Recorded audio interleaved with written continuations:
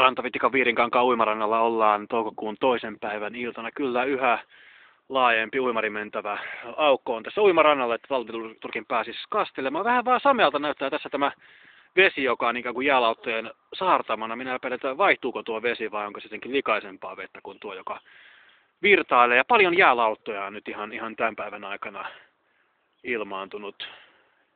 Eri kokoisia, isompia ja pienempiä. Se on merkittävä muutos. Ja lumet ovat kyllä vähentyneet vastarannalta Pöyliön varalta merkittävästi. Noin 10 asteessa käytiin ylimmillään tänään kyllä. Lämpö on yllättänyt sekä vapunpäivän iltana että tänään. Se on selvästi on ollut leudompaa lämpimämpää kuin sääennusteissa.